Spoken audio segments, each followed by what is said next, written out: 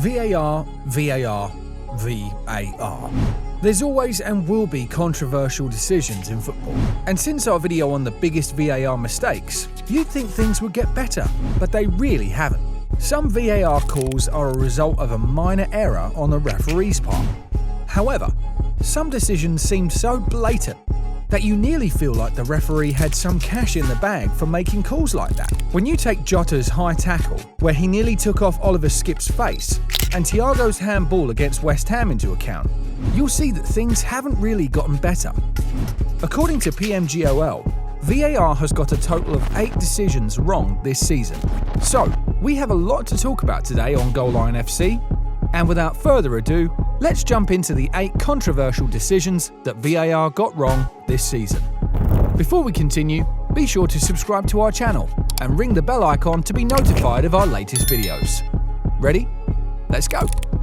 We'll be first to admit, VAR does make some accurate decisions. Some handballs that maybe wouldn't have been seen, some offsides that wouldn't have been picked up by the naked eye. But we're not talking about those. We're talking about the ones that had been stopped, paused, and they've still managed to get it wrong. Like, really, really wrong. Some of the decisions have not only lost teams games, but have also dampened title challenges. One VAR decision with title implications is in Arsenal's 1-1 draw against Brentford. Imagine this. It's the final 10 minutes of the game, and in typical Brentford style, a long free kick has been launched into the box. Ivan Toney is once again to tap the ball into the net. But there's one thing wrong with the goal.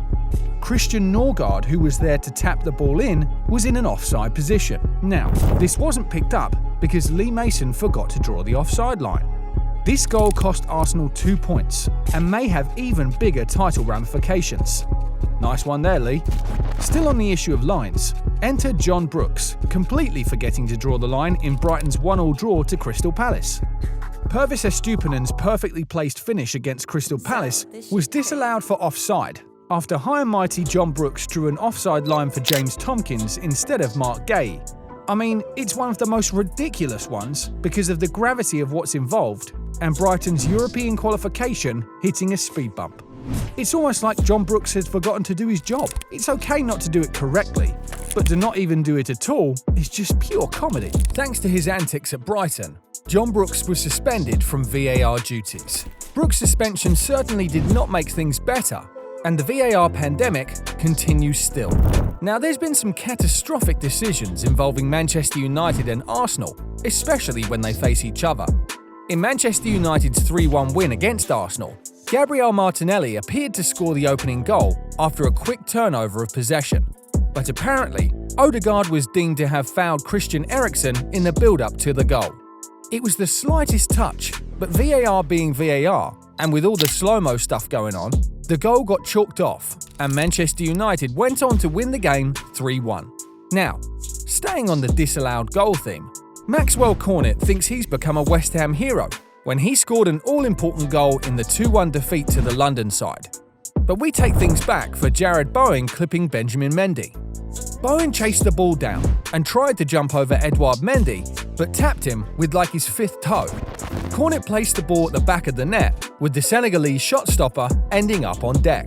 VAR officials argued that because Mendy was on the deck, Bowen kind of impacted play, but we all know it was simulation. Right, Mendy? The problem with the handball rule is that it is not quite understood and kind of changes every 90 minutes or so. I mean, ask Lucas Dean after he significantly contributed to Aston Villa's 3-1 loss against Crystal Palace. In a penalty awarded to Palace, Mark Gay quite clearly nodded the ball on Dean's hand, and Palace was handed the penalty. It is a clear indication of a ball striking someone's arm from a helpless situation where they could do absolutely nothing about it. I mean, when you think of these things, you don't even want to bother, you know? You know what's painfully poor with some of these VAR decisions? It's how long the officials take to make the wrong decisions. What discussion is even going on between the refs and the VAR room? Take a look at Newcastle's 0-0 draw against Crystal Palace, for example.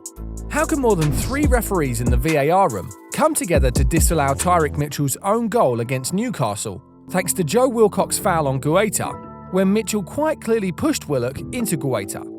The referees are quite clearly not good at making decisions, and that's really the biggest issue. For us though, we haven't even talked about one of the most confusing goals of the season. In a 2-2 draw between Nottingham Forest and Brentford, a ball is played through for Yoane Wissa, which he appeared to latch onto, only he runs into Dean Henderson instead of the ball. Now, every player would expect a foul on Dean Henderson, but in fact, VAR called a penalty on Wissa instead. The argument here is that Dean Henderson prevented Wissa from scoring a goal, but that was not the case at all, as the Forest goalkeeper quite clearly did not change his direction at all. Brian Mbeumo scored the resultant penalty, and Nottingham Forest are fighting relegation thanks to them. Throughout the season, Aston Villa suffered so many VAR mishaps, and it certainly did not stop any time during Fulham's 3-0 victory over Villa. There was a scuffle that broke up after an altercation between Douglas Luiz and Alexander Mitrovic. Douglas Luiz does in fairness make the mistake of squaring up against Alexander Mitrovic. It goes to VAR and it was deemed serious foul play. Douglas Luiz had tried to take Mitrovic's head off when that definitely didn't happen. It was particularly harmful. It is as if they don't have working satellites in the VAR room. Some of the blame falls on Luiz still. You can't give the VAR officials a decision to make, as they most clearly use the extremes of situations. We feel like VAR using freeze frames automatically disqualifies them from making great decisions. But Mitrovic didn't care at all, as he rode Fulham to a 3-0 victory. VAR isn't making things bad in itself. It's just the endless barrage of technicalities that takes the fun off everything.